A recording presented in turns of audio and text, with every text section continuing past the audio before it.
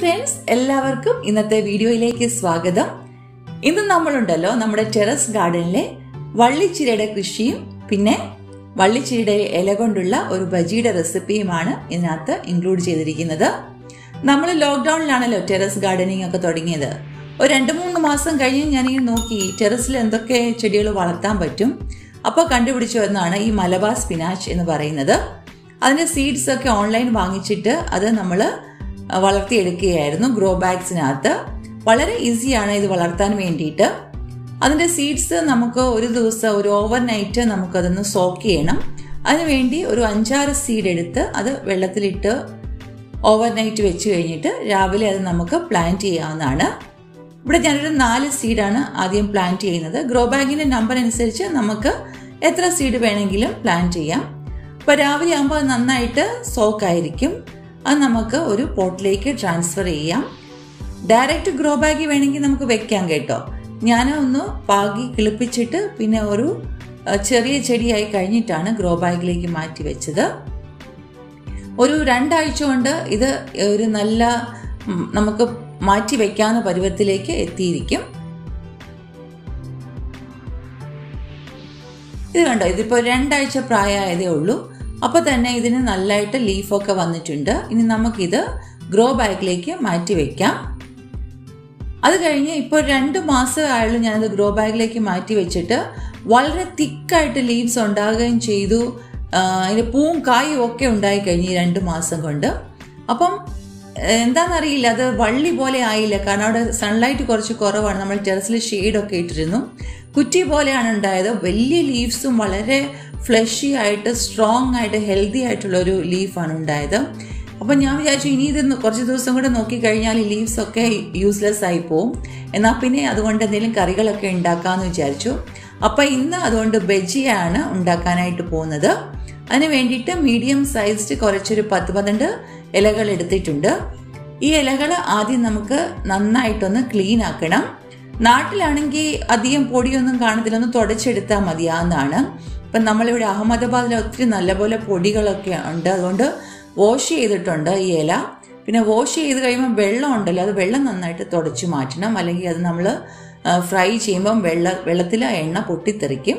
അതുകൊണ്ട് നന്നായിട്ട് വെള്ളമെല്ലാം തുടച്ച് മാറ്റണം. ഇനി നമുക്ക് ഇതിനു വേണ്ടിയുള്ള പേസ്റ്റ് തയ്യാറാക്കാം. അതിന് വേണ്ടിയിട്ട് 3 ടേബിൾ സ്പൂൺ കടലപ്പൊടി ബേസിനെടുത്തിട്ടുണ്ട്.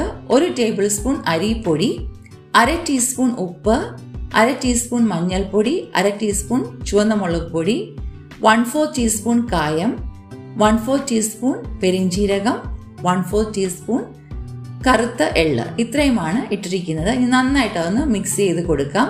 ഇത് 10 ലീഫിന് വേണ്ടിയാണ് നമ്മൾ ഇത്രയും എണ്ണ എടുത്തിരിക്കുന്നത്. നിങ്ങൾക്ക് ലീഫ് കൂടുതലുണ്ടെങ്കിൽ അതനുസരിച്ച് അളവുകൾ മാറ്റിയെടുക്കുക. അപ്പം നമ്മൾ ലീഫിനകത്ത് നന്നായിട്ട് ഒന്ന് മിക്സ് ചെയ്ത് കൊടുത്തിട്ട് അത് എണ്ണ ചൂടാകുമ്പോൾ എണ്ണയിലിട്ട് ഫ്രൈ ചെയ്ത് എടുക്കാം. ഇത്തിരി high flame, medium to high ഫ്ലെയിമിൽ വെച്ച് വേണം ഫ്രൈ ചെയ്യാനായിട്ട്.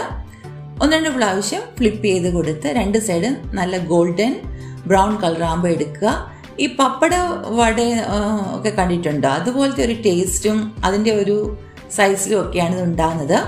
അപ്പം അതൊരു വലിയ ലീഫ് ആയതുകൊണ്ട് നമ്മൾ ഒരെണ്ണം ഫ്രൈ ചെയ്തുള്ളൂ. ചെറിയ ലീഫാണെങ്കിൽ ഒരു 2-3 എണ്ണം ഒറ്റ പ്രാവശ്യം നമുക്ക് ഫ്രൈ ചെയ്ത് എടുക്കാനായിട്ട് പറ്റും. ഇലക്കറികളൊക്കെ കൂട്ടാനായിട്ട് മടിയുള്ള കുട്ടികൾക്കൊക്കെ നമുക്കിതിങ്ങനെ ഉണ്ടാക്കി കൊടുത്താൽ അവർക്ക് ഇഷ്ടമായിരിക്കും. പിന്നെ വെളിയിൽ നിന്ന് നമ്മൾ ബജിയൊക്കെ വാങ്ങിക്കാൻ പോയാൽ അതിലെപ്പോഴും വിഷാംശങ്ങളുള്ള പച്ചക്കറികളായിരിക്കും ഉപയോഗിക്കുന്നത്. ഇത് നമുക്ക് ഫ്രഷ് ആയിട്ട് നമ്മുടെ ഗാർഡനിൽ നിന്ന് തന്നെ പറിക്കാൻ കിട്ടും. അഥവാ ഈ വള്ളിച്ചീര നിങ്ങളുടെ വീടുകളിൽ ഇല്ല എങ്കിൽ ഒന്നുകിൽ ഇങ്ങനെ സീഡ് ഇട്ട് നമുക്ക് ഉണ്ടാക്കാം. പിന്നെ ഇത് മാർക്കറ്റിൽ വാങ്ങിക്കാൻ കിട്ടുന്നുണ്ട്. എനിക്കിത് ഏത് വെജിറ്റബിൾ ആണെന്ന് അറിയാവുന്നതുകൊണ്ട് ഞാൻ ഇതുവരെ വാങ്ങിച്ചിട്ടില്ല. പക്ഷെ അതൊക്കെ ഇവിടെ അവൈലബിൾ ആണ്. അത് വാങ്ങിച്ച് വേണമെങ്കിൽ ബജിയയും തോരനും പിന്നെ പരിപ്പ് കറിക്കകത്തൊക്കെ നമ്മൾ എങ്ങനെയൊക്കെ പാലൊക്കെ യൂസ് ചെയ്യുന്നുണ്ടോ അതുപോലെയൊക്കെ ഇത് യൂസ് ചെയ്യാവുന്നതാണ്. അപ്പം നമ്മുടെ ബജിയ എല്ലാം റെഡി ആയിട്ടുണ്ട്.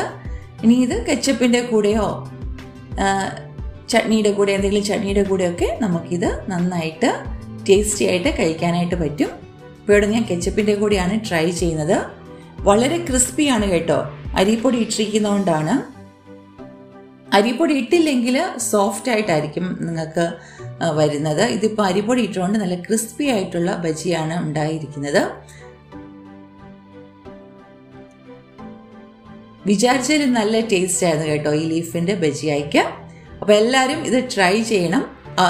അപ്പം ഇന്നത്തെ ഞങ്ങളുടെ വള്ളിച്ചീര കൃഷി നിങ്ങൾക്ക് ഇഷ്ടമായി എന്ന് കരുതുന്നു. എല്ലാവരും ട്രൈ ചെയ്യുമല്ലോ. ആരെങ്കിലും ആദ്യമായിട്ട് ഇന്ന് ചാനൽ കാണുന്നുണ്ടെങ്കിൽ സബ്സ്ക്രൈബ് ചെയ്താൽ ഇതുപോലെയുള്ള നല്ല നല്ല വീഡിയോസ് നിങ്ങൾക്ക് കിട്ടിക്കൊണ്ടിരിക്കുന്നതാണ്. Thank you for watching. എല്ലാവരും സുഖമായും സന്തോഷമായും ഇരിക്കുക. May God bless you all.